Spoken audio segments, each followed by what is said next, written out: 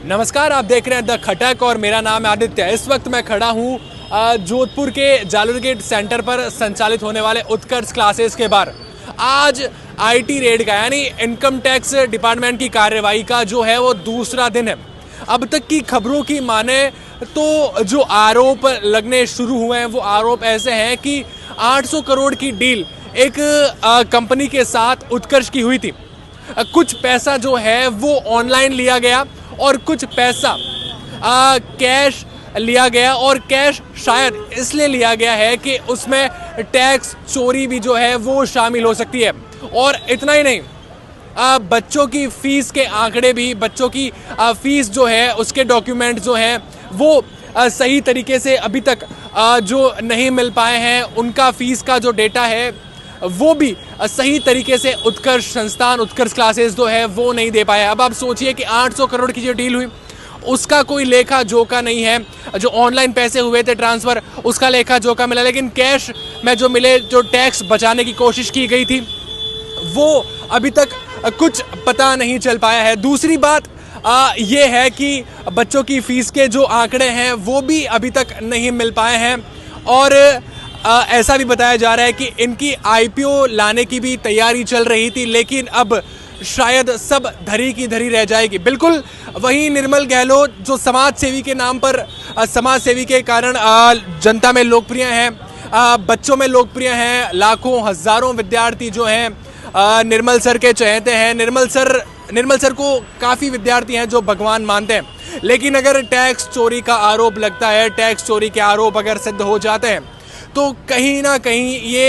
एक डाउनफॉल की तरफ इशारा होगा, डाउनफॉल जाने की तरफ होगा। और अभी तक ये भी मामले सामने आए हैं कि निर्मल सर के जो ऑफिस हैं, यानी जो मेन सेंटर है बासनी का, बासनी में मेन सेंटर नेहल टावर, वहाँ पर भी सबूत जुटाए जा रहे हैं। वहाँ पे जो डॉक्यूमेंट्स है, वहाँ पे जो टीम बैठती है, जो पूरा अकाउंट्स डिपार्टमेंट है वहीं बासनी में स्थित नेहल टावर में बैठता है, वहाँ पर भी अभी तक जो है डॉक्यूमेंट्स मिले हैं। लेकिन कुछ साबित हो या ना हो, लेकिन फिर भी ये सामने आ रहा है कि 800 करोड़ की जो डील की गई थी वो पैसा जो कैश में लिया गया था उसमें टैक्स चोरी का आरोप जो है वो सिद्ध हो सकता है। निर्मल सर का जो बंगला बना हुआ है उमेद हेरिटेज में, वहाँ पर भी बहुत से ऐसे सबूत मिले हैं जिनमें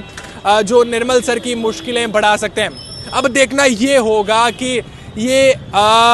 जो लेखा जोखा मिल रहा है, जो टैक्स चोरी के आरोप जो लग रहे हैं, निर्मल सर के बंगले पे जो डॉक्यूमेंट्स मिले हैं,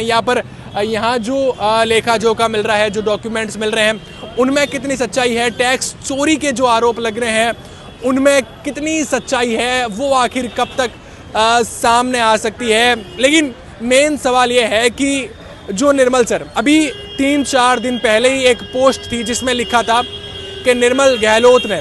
अपने फाउंडेशन के द्वारा लगभग 21 लाख रुपए जो है वो दान में दिए हैं। अब ये 21 लाख रुपए दान में देना, करोड़ों रुपए दान में देना,